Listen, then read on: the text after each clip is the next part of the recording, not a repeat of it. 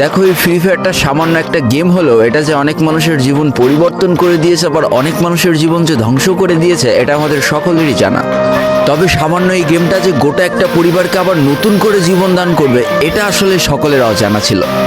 হ্যাঁ বন্ধুরা, আজকের গল্পটি এমনই একটা পরিবারকে নিয়ে যারা এই ফ্রি ফায়ার গেমটাকে একেবারেই সহ্য করতে পারতো না, বরং তাদের সন্তান যখন এই গেমটা খেলতো তারা আরও উল্টো বকাবকি করতো।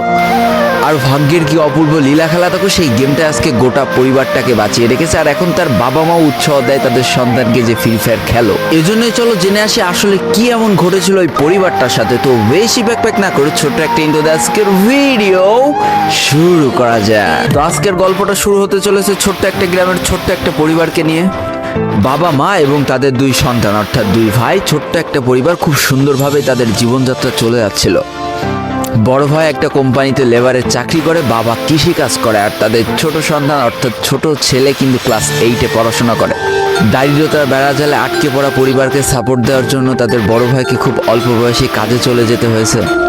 এই জন্য বড় ভাইয়ের পড়াশোনাটা ঠিকমতো হয়ে ওঠেনি। তবে বাবা মার একটাই স্বপ্ন ছিল যে তাদের ছোট সন্তান অর্থাৎ ছোট ছেলে যাতে উচ্চশিক্ষায় শিক্ষিত হয়। এই জন্য বাবা কৃষিকাজ করলেও সারাদিন মাঠে তুমুল কষ্ট করে এসে বাসায় যখন এসে দেখতো তাদের ছোট সন্তান পড়াশোনা করতেছে, সমস্ত কষ্ট এক চান্সে দূর হয়ে যেত। আর তাদের ছোট সন্তান পরিবারের অভাব দেখতে দেখতে বড় হচ্ছে, তো তাই সে একটা সময় ঠিক করেই ফেলে যে তাকে অনেক বড় হতে হবে, লেখাপড়া করে অনেক বড় মানুষের মতো মানুষ হতে হবে। আর ঠিক এমনটাই হতে থাকে। তাদের ছোট ছেলে খুব ভালো রেজাল্টও করতে থাকে, প্রত্যেক ক্লাসে টপ হতেও থাকে। তবে তার একটা বদ অভ্যাস ছিল, সেটা হচ্ছে ফ্রি ফায়ার গেম খেলা। করোনা চলার সময় যখন তার স্কুল বন্ধ হয়ে যায়, তখন তার বাবা এবং বড় ভাইয়ের জমানো কিছু টাকা দিয়ে তাকে একটা ফোন কিনে দেওয়া হয় অনলাইনে ক্লাস করার জন্য। তার ফোনটা ছিল 3 GB র্যামের একটা ফোন। তবে এইখান থেকেই তার ফ্রি ফায়ার গেমের সাথে পরিচয় হওয়া। সারাদিন পড়াশোনার ফাঁকে সময় পেলেই সে ফ্রি ফায়ার গেম নিয়ে বসে পড়তো। আগে যেমন বাইরে খেলাধুলা করতো, এখন সে আর বাইরে খেলাধুলা করে না, ঘরে বসে সারাদিন ফোন টিপে আর ফোনে গেম খেলে। এদিকে তার বাবা মা যখন ফ্রি ফায়ার গেম খেলা দেখতো তখন প্রচণ্ড পরিমাণ রেগে যেত, এমনকি মারধর পর্যন্ত করতো যে তুই এই গেম খেলা বাদ দিয়ে দে। তবে তাদের ছোট ছেলে যতই বাবা মার বাধ্য সন্তান হোক না কেন, ফ্রি ফায়ার গেমটা ছাড়তে সে একেবারেই নারাজ।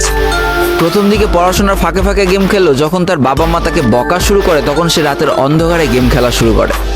তবে বন্ধুরা, বলে রাখা ভালো, সে কিন্তু তার পড়াশোনা একেবারেই ঠিক রেখেছিল, অর্থাৎ গেমের কোনো কালো ছায়া পড়াশোনার উপরে কোনোদিনই সে পড়তে দেয়নি, যার কারণে তার রেজাল্টটা মোটামুটি ভালোই হতো। এতদিন পর্যন্ত পরিবারের সবকিছু ঠিকঠাকই ছিল, এবার আস্তে আস্তে পরিবারটা একটু একটু করে ভাঙতে শুরু করবে। পরিবারের সকলের সম্মতিতে পরিবারের বড় ছেলের সাথে পাশের গ্রামের একটা মেয়ের বিবাহ সম্পন্ন করা হয়।